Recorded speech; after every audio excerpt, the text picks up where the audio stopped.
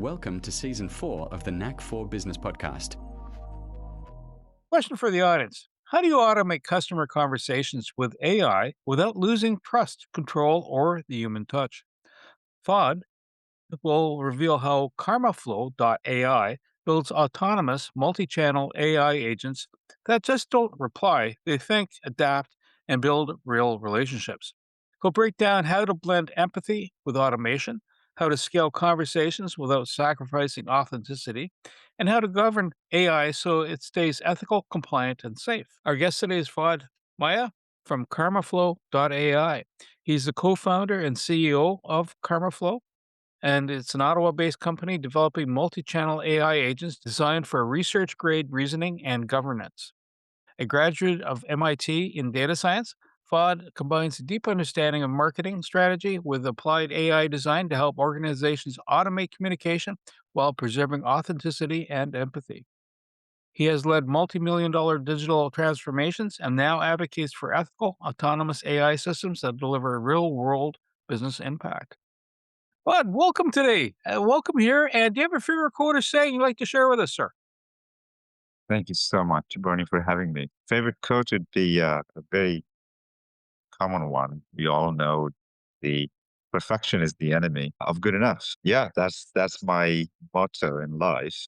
I often get too deep into things and try to perfect things, but I have to remind myself. And so I think that's a good one for me to keep in front of me always. And yeah, So, what personal experience convinced you that AI can go beyond chatbots? Actually make help build a relationship between two parties, whether it's a business to business or business to customer. one of the things that just happened by coincidence over the last decade and a half. Not that I wanted to get into it, is as engineering conversation, which is the intersection of marketing and sales, leading those kind of initiatives, and that led to often engineering digital conversations. And if we look at bot-driven conversations for the last 10 years, we had horrible experiences. And yet, for addressing scalability and so forth, certain solutions were in place and they were doing their job, but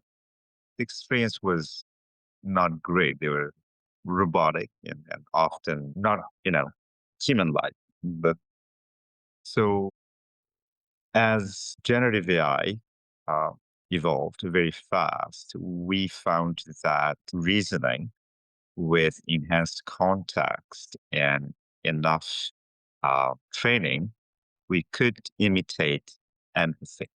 And now, I wouldn't say that AI is sentient and we can instill real empathy. That's not there yet. However, the empathy could be reflected through training, and that changes the interactions a little bit, along with other capabilities, which is understanding complex context. Traditionally, again, chatbots, it'd be a decision tree, this or that, or this or that kind of things. But imagine now, I mean, sorry, you don't have to imagine, you have the experience already experiencing with AI. It understands your intentions more than one at a time. It can follow through, especially in agentic platform, that, okay, we started with this conversation, but our overall goal is this. Let's continue. Just like us, we have an overall agenda, and in between that bigger goal, we have all these other micro goals that we have to go through.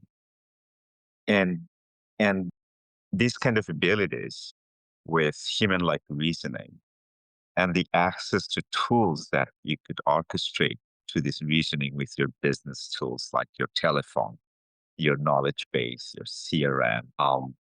And of course, then comes the question of hallucination. And we all know the problems, how things can go totally off. And that's what we have been working on profoundly, that how can we leverage all this reasoning, autonomous power, but at the same time have complete governance, complete controllability, manageability. And I think we've been doing a very good job. And only recently, we have started bringing our solutions to real world, and we have seen great results.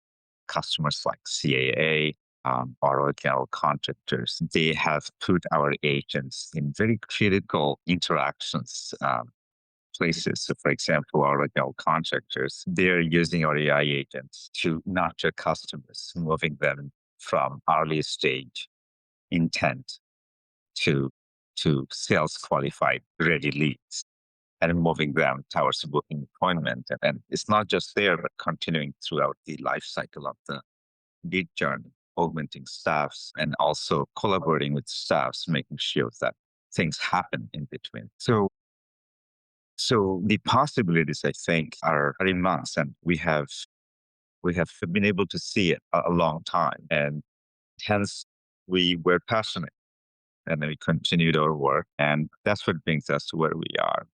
That now we can really make a difference in terms of making robots more human in certain roles where humans are more robotic than the robots themselves, which is customer experience. Imagine your top sales, customer experience, support agent with all those skills and qualities combined into one around the clock in front of your customers, reasoning, engaging, nurturing. And when you need them to reach out to you for whatever business logic, reasoning you have, you can design them to do so. Now, again, going back to the, the immense, the big elephant, the hallucinations and all those possibilities. And that's where our creativity really shines as well. We've designed this entire network of agents over agents, manager agents, review agents, just like we do in a real world, Barney. You have a team of your editors, podcast editors, and then you also have this final say, right? Cut this here, cut that here. You have different agents, team members working symbiotically, making sure that those compliances are met. If not, there are remedies and workflows how to rectify them, or what's the workflow from there, and so on. So it's like a digital twin, but cognitive AI agents and humans, and it's a collaborative workplace. So it sounds like the phone tree has evolved a lot from the press one and having someone at the other end going heavy sigh as they're in their fifth button press. And you talk about AI, and you've mentioned a couple of really interesting things in the process of your design. One is that you have an AI watching the AI and tweaking the process. And you also mentioned about having empathy. Does the empathy learn based on other people's real world experiences, or is it learned on the customer profile? If the customer has had a previous contact through the bot and had outcome results, where it goes, okay, this person, it's like getting a custom suit, right? Not one size Yeah. fits all. So if the person happens to be a senior citizen and they're calling the Canadian Automobiles Association, CAA, and they're going, my car, tow it," versus, some youngster, and I say youngster only for the fact that, age is relative, but like, somebody in their 20s something going, flat tire, and I'm out in the boonies and I don't have a spare because it doesn't come with the car anymore. I need a tow. Does it figure that out and sort it through? And then one last question I'm gonna embed in there because there's like three parts to this. How do you ensure that your bots, because that final check, like the editor, it's like, yeah, that's good, that's not so good, and a tweak. So how do you make sure that you're on track and you made that connection you need to make? These are great three questions. Now, please bring me to track if I go off track. The first question in terms of empathy. Now, Bernie, in most times, not always, I would say empathy is a learned skill. When one gets trained for support center, call center, they are given framework, training, even exercises as role play before they actually go into the field. Very similar way, every company also has very specific guidelines how to handle this kind of scenarios. Again, maybe in an instructive framework, not explicitly if this then that. Our agents, you give them similar framework, how you perceive the empathy to be practiced. Again, not very explicitly, but in a framework kind of instruction way, just like you would if you'd hire me and you tell Fuad, this is our audience, these are our segments, be aware and be attentive, listen to them. They may have these common problems, heads up. And our AI agents would learn very fast, relatively faster than many of us from fewer examples and fewer lines of prompts. And they will act and in terms of multimodality signals, as you mentioned and given some examples, we take different cues, and this all happens through orchestration, of course, through context of how is the caller feeling at that moment. Context meaning the words is one. What is the audio signals like? There are specific models that are assessing, deciding the level of anxiousness or level of stress. There's a scoring system in orchestration that decides and detects and continuously feeds. And based on that, the agent that's interacting slows down or anticipates different cues and so forth, so those real-time feedbacks and the training that you have given in the original deterministic kind of knowledge and training. In terms of the third question, if I remember right, agents overlooking the agents, and so there are multiple philosophy and solutions. So one is real-time feedback that could correct the course immediately in the same session. And there are also feedback that we use in batches that could correct or optimize or enhance overall trends systems. So the review agents, there is a team of agents that have also a very specific sets of angles of observability that they observe and report to other managers. Some report immediately to the main agent, hey, slow down, right? Hey, I think I also found I did some web search on this particular issue. Here's some specific context that may be relevant to your conversation that's ongoing right now. So so there's this multi-approach in the orchestration to it's like an army of intelligence you have surrounding your principal, the best agent interacting with your customer. Excellent. The automation has several layers around it. How do you define true autonomous reasoning then? Is it these components coming together and layering on top and it's like self-correcting? As you know, like if you're driving one of the new electric cars, whose manufacturer will be unnamed at this point in time, you can have your hands off the wheel. The car I drive is not an electric one. I can do that too, but it gets very touchy. It goes up. You haven't touched the steering wheel for the last 2 minutes. We're going to brake and stop you and pull you over to the side of the road. Is it that type of thing where it gathers information and then operates? And when you say autonomous, how autonomous is autonomous then? Is it in the moment? Is it a time-based thing, or is it fire and forget?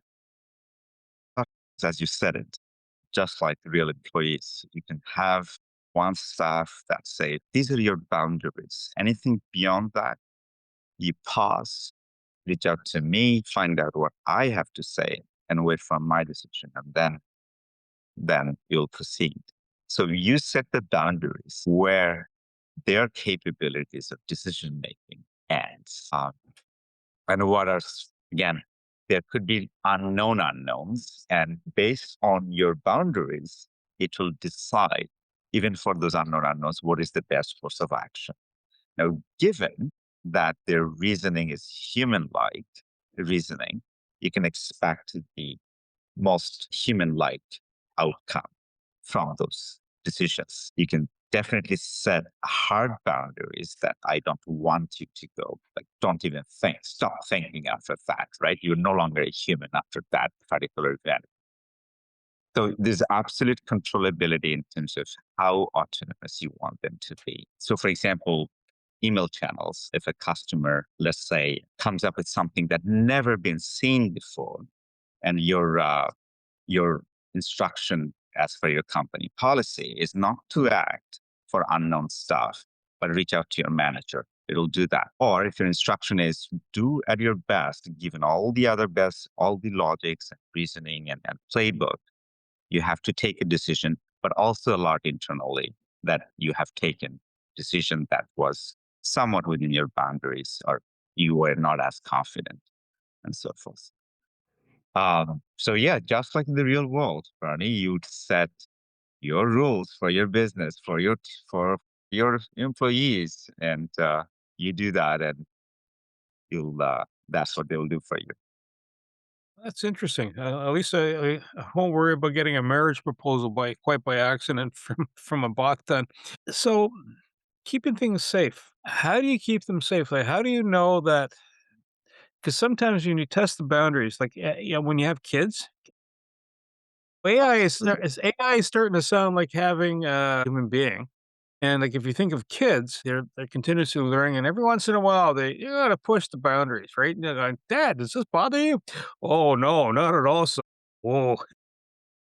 How do you find that before it goes too far, or it's kind of came very close to the edge, where whether it's due to a hallucination, where it says, "Well, take 3 Tylenols, you'll be fine in the morning," that's not what it's supposed to do. Absolutely, human has to be in the loop, therefore, and that's why you have to have every observability in terms of what are the activities they're doing. Again, if you are the manager responsible for 5 team members, you want to know about their whereabouts, what they're doing, what tickets they have closed, have they violated any policy of the company? Did they give 80% discount to their family and friends that they're not supposed to? And you may have some triggers that you already know that if should this go or happen, let me know. And some are unknown, right? Maybe you also leave that onto the reasoning that something that I haven't specified, but you decide if I should know, also let me know. But that's in terms of alerts. But you also want to have the ability of scanning everything at your own demand. Okay, no, now I need to go back and see what happened in this case, that case. And then that's where the platform comes handy versus ChatGPT and every other business platform, AI platform will or should give you that ability of auditing your stuffs, your AI agents activities in details. So, if you're the manager, then would it behoove you then, again, going back to humans you would normally engage, that you would do either weekly, quarterly, monthly reviews of the system, and much like you do a performance appraisal. In this case, obviously, you're not worried about human fatigue because the AI system can keep going. Or is there fatigue that you can come across in that space? It's not a So in the initial phase, it'd be a different frequency and recency of more controlled and analysis and closer eye than when you have certain scoring that indicates after you have achieved a more reliable and consistent results outcomes, then you can probably reduce your check and rely on alert system more based on that reasoning system. But typically, what we see first 2 weeks, 4 weeks, this heavy monitoring. Again, when you hire new employees. After that, maybe you just set a camera. You're no longer asking them to shadow you, or you're not shadowing them, and the camera indications is good enough, right? So it's a very similar process. We have often seen that uh, managers spend in the first 2 weeks over 2 hours a day, different parts of the day combined to, let's say, see, okay, how fast can I optimize? What are the conversation outcomes? What are the initial trends that I can immediately enhance and so forth? Um, After the 2 weeks, we see a very nice draw in terms of hands-on managing because by that time they have covered almost all kinds of trends. And again, depending on the volume of interactions they produce by that time. But absolutely, there's this ongoing monitoring that could be a little bit more systematic routine, plus a little bit of hybrid random checks. And in the beginning, it's more hands-on. Yes. So, Karma Flow right now is providing agents for businesses. So, if I'm a business going, hey, I've got all this stuff that I'm doing. Not so much that I'm looking to peel away my my workforce, but maybe I can make things more error proof and more provide better flow around so that I can position my human assets into the right position, facing at the right time versus, just sitting back there crunching numbers. How do you fit that in? How does Karma Flow come in and go, okay, we can help you, whether it's an email, text messaging, or it's answering the phone. You just said it, man. You're absolutely right. My co-founder and I, Justin, for example, after having our solution, we didn't eliminate any of us. However, I mean, in terms of augmentation, it's huge. So, for example, Barney, let's say you're prospecting. When I used to prospect uh, with our known workflows, it would take me 2 to 3 hours if I wanted to do qualitative prospecting, researching a little bit on the web, researching on the Reddit a little bit, depending on the target audience and so forth, where they are looking at their LinkedIn, a little bit of stalking, and then finally, write a very relevant, intimate business email. But if I did that full time, I'd be able to do 4 or 5 or three to five max a day. Given the prospecting, as you know, our conversion rate, I'll probably get 5 or 6 meetings per year with that speed, right?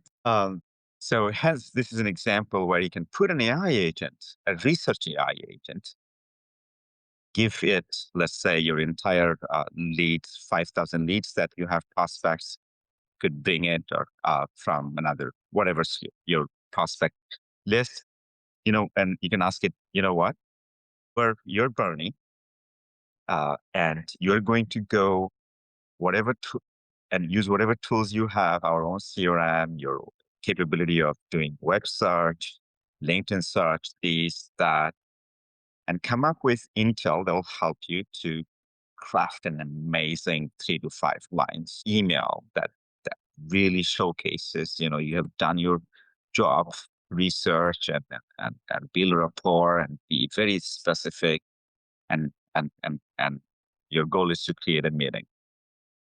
It'll do the same amount of effort that you and I would do for that qualitative, but it'll do that at scale. So within probably 1 hour, it'd be done its job.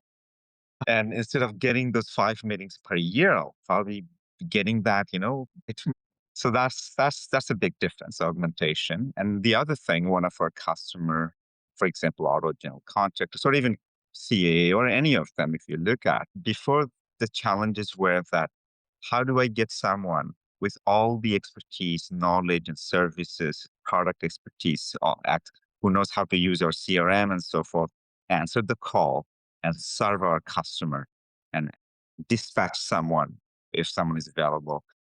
So now AI could do that around the clock while your real experts could be, doing real things. And the AI dispatchers, service coordinators could be happily, without any, fatigue, serving, delighting your customers around the clock, letting them know where your field agents are, how far they are. They have context. Imagine they have access to your CRM that shows where your field workers are. If they're stuck at a signal light, or if there's an accident, lane closure, they're going to be late 5 minutes in taking new customers, right? And all those things are on the clock.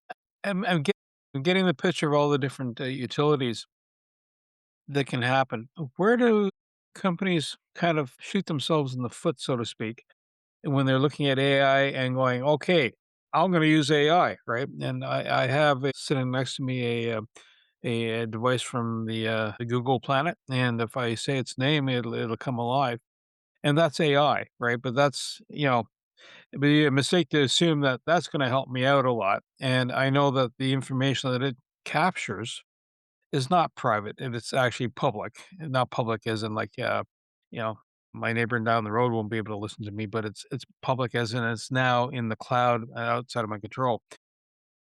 When you have clients like Ottawa General Contracting or CAA, how do you keep the information tight? And then how do I, where, if they were to do this by themselves 5 years ago, where would they have had an issue where they would have had a faux pas in bringing it out and making it work, well for them for themselves? Security is a definitely great area, and we've seen tremendous amount of vulnerability. People have done mistakes and not following the right recipe for security and so forth. Now, remedies are there. In terms of data security, if we look at that, you have different business plans and availability and tiers. So if your defense, for example, you would want your computing data, everything to stay inside your room, inside a building. So that's definitely possible. It just, your investment needs to be much higher because of hardware and so forth. Now, for businesses like myself, you, and OGC, it happens through an API. So your data is not exposed to the public. Absolutely not. Your data is also not used to train the general foundational models. For customers in the healthcare and other a little bit higher security in the financial areas, there are different tiers of BAA you can do and different practice for security to keep data tight. But you can also bring a lot of these capabilities in-house in your building these days with not so much of investment. So I think that challenge is a real challenge and used to be a bigger challenge, but becoming lesser and lesser of an issue. So the other thing I understand about AI, and this is more when I'm sitting there going, I'm going to ask a question of it. And it's your customers, when they call, it's set up that they don't really have to build out a prompt. Do the businesses have to be really crafty at creating a prompt, or can they be lazy about it? Or is there some sort of prompt surgery on the go there that it spins the dial better than anything else? So yes and no. They don't have to be scientists in prompt engineering. But think of it this way. If your business well structured, hiring and training new employees, if you can give them resources, workflows, a table of content, and a cheat sheet, all these different things, it'll help them.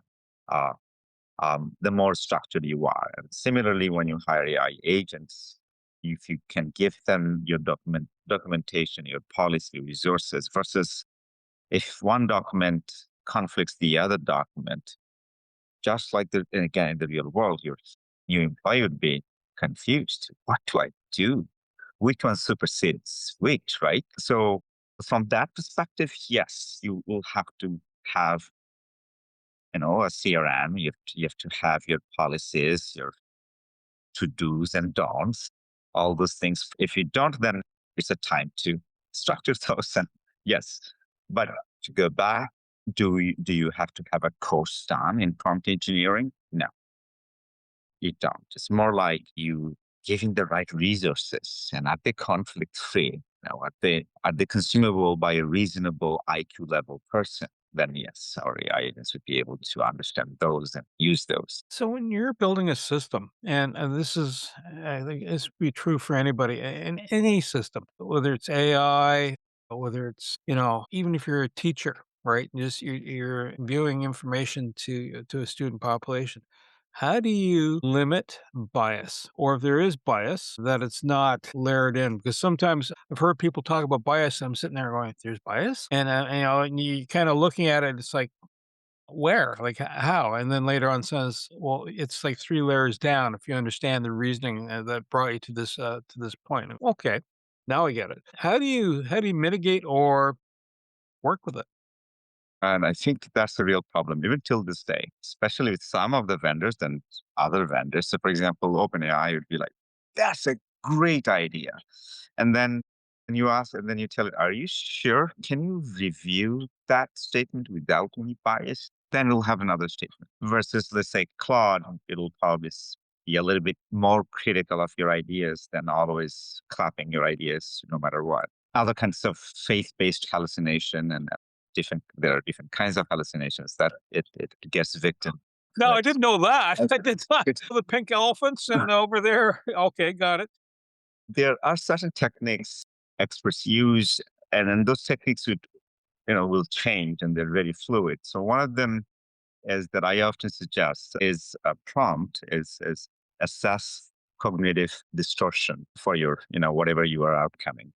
And then it actually becomes very biasless and it does a distortion kind of analysis and then it gives you the right fact based. And other simpler techniques would work is that, adding things in the prompt itself, in the original prompt, always analyze or give your answers based on evidence and facts and so forth. Then it has lesser creativity of going, making up things. Um, but I think the idea that we should all keep in mind, yes, become familiar with some of the techniques, experiments, see what works for you, what doesn't. But also keep in mind that these are changing fast. The context size, the computing, they're enhancing the context window, for example, if you look at a few years ago versus now, that's directly co-relevant to hallucinations and so forth. And that's enhancing. So what we experience today in 3 months, that would be probably better or changed in different ways. So yeah, if that answered your question. It does. It does. So when a business looks at bringing AI in, they have to, everything has a cost. Either it's time or money or both, right? And how do you know that you made the right investment? Like, do you see an immediate change? Do you see immediate dollars? Do you see immediate savings in labor? Or is it something there's a bit of a curve and then, it's is it like a month out? Is it 2 months out? Is it a year out that you'll start noticing impact, both time and money realized? So, like, if you like your, example of, doing research, do 5 calls a year, unless, of course, those 5 calls generate a lot of revenue, but if each of them generates a chocolate bar of, revenue, that's not so healthy, right? Is that something that you would expect or a business would expect to see a dramatic change instant, or is it kind of a curved improvement over time? I think, honest, the capabilities of AI, not just camera flow overall for businesses, are as big as fire and electricity. We're really going through really a huge I would say, something that we're privileged to see and living through this time. It is a pretty big thing. It just changed the world forever. The impact is going to be tremendous. So for businesses, I think they should be, and the assessment is, as you said, it's somewhat actually, it's not very complex. It's binary. Where am I stuck now? And could AI reliably augment or enhance that immediately? Typically, that translates into immediate revenue if you can solve that reliably. So, for example, for many businesses, for consultative businesses who notice that from the first initial consultation to handing out a potential draft contract for collaboration takes weeks. If there's absolutely no compromise and that could be compressed from weeks to 10 minutes, that has $1 million value, right? Or more or less. But so things like that, you could probably ask yourself for ignore the human and AI part. Just ask as simply as, where am I stuck? What could completely transform my business? And then ask the next question, could AI solve that, scale that? And then list 10 things like that, and then do a check mark if AI can and pick those. So, kind of a wrap up question: if you had an AI bot, would you give it a personality? Would you make it quirky, funny? Would you make it a Don Rickles? And if you don't know who Don Rickles is, that's okay. But he may not be the ideal customer service type of persona. You have to kind of Google or Robin Williams, right? Zany, right? Most people know who Robin Williams is. Yes. Do you recommend a certain persona or just congenial?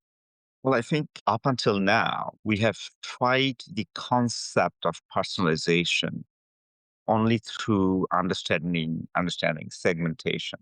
The real world, the real meaning of personalization could never be achieved because we didn't have abundance of human resource, the human reasoning and knowledge and expertise and understanding and connecting of different nodes with edges, and it simply wasn't possible at scale. Um, and that is possible now with AI. You can truly personalize the experience. You can truly have a personality that your human, I don't know what's the right word, let's say owner for the fun purpose, your human owner really like. It doesn't have to be the same, but it's something that clicks. And if the agent understands what clicks, what kind of personality should they adopt that really clicks with their human owner, and they slowly, gradually also evolve as they evolve and always anticipate. Absolutely. And I think this is that time. And that's a ChatGPT is trying to do right now. As you interact with it over time, months, years, you are truly going to have an assistant that is very unique to you versus, someone starting a new account. It's very cold. So that's already out in the play in terms of having an assistant with a personality that's dynamic, that's fluid. Response. So would I give it? I mean, yeah. If I can have an executive AI assistant, which I do, and I want it to interact exactly, in some ways that I prefer better. In other ways, yeah, absolutely. If How about someone you, Barney? At the end of the day, I like the adaptive piece because if the person is all fine, if they're more prim and proper, it's more synchronous to their persona. Yeah, odds are you'll probably have a better flow. And if that's what they're anticipating is, they would get Well, I'll go back to those real world, maybe Friday meetings with managers or early week meetings. Things go. There are some performance KPIs. There's some collaborative team, relationship KPIs. The manager looks explicitly, implicitly. Then they have some suggestions, advices, guidance, and based on those, you have some new KPIs that you track. Some that you expose to your staff, some you keep it to yourself and self-assess. Exactly right. So I think yeah. when you have AI agents that you operate and you interact, you collaborate, you want them to portray and reflect certain things as per your thinking and your vision. So yeah. So to wrap us up, how do folks get a hold of you? How do they find you in the and are you just Canada, North America, global? Well, on LinkedIn, I'm always there. You'll always see me green there. So message me. I'll be there. And on our website, it can be just through our agents. Just let them know you want to talk to Fuad and they'll direct you. Other than phones, everywhere. I will be everywhere, but mostly through LinkedIn. I think, Barney, you and I often talk on LinkedIn as well. I'm very active. Just happens to be a platform I stuck with.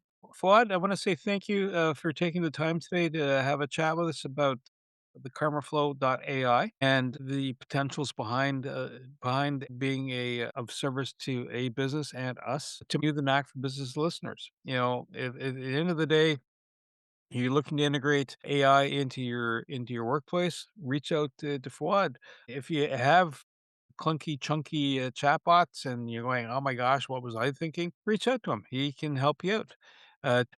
To reach the podcast hosts, email them at info@creativeinsight.com or by the website creativeinsight.com spelled KREATIVISIGHT.com. To reach Wayne at his email, wayne@motive8u.ca, that is MOTIVE, the numeral 8 and the letter u.ca, or his website, motive8u.ca. Hope. It's more than a word. It's a breakthrough in the making. At City of Hope, we're pushing the boundaries of science targeting cancer at the molecular level.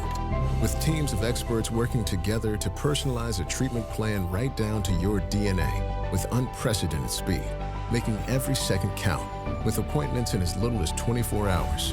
City of Hope, advancing cancer care at life-saving speed. Learn more at cityofhope.org. If you would like to be a guest on this podcast and share your knowledge, let us know. We would also appreciate your feedback on the content or format. Check the show notes for more details. For these podcasts, we like to acknowledge the support and thanks to the following people. Carl Richards from Podcast Solutions Made Simple, a renowned podcast expert. Fred Crouch, who is the Property Wizard podcaster, where Bernie is a co-host. Jovan Strika from At Hive, a co-working space that is more than just a space. Then Melanie Weber, Bernie's invaluable business partner, and Wayne Pratt from Motivate You, Inc., who serves as both a coach and co-host of these podcasts. Disclaimer. Please note that the Knack for Business podcast episodes are meant solely for educational and general informational purposes. The information and opinions contained within are not intended to be professional advice on any subject matter. The thoughts, views, and opinions expressed by the participants are their own personal beliefs and do not represent the views of the podcast hosts or any affiliated organizations. It is important to note that this podcast is not a replacement for consulting with certified experts in your area who possess knowledge of your unique situation. The hosts of the podcast, along with any participants or affiliated groups, do not take responsibility for any actions taken or not taken based on the information presented in this episode. It is highly recommended that individuals seek guidance from their own personal advisors in fields such as accounting, law, or other pertinent areas prior to undertaking any actions or making decisions that may impact their financial, legal, or other aspects of life.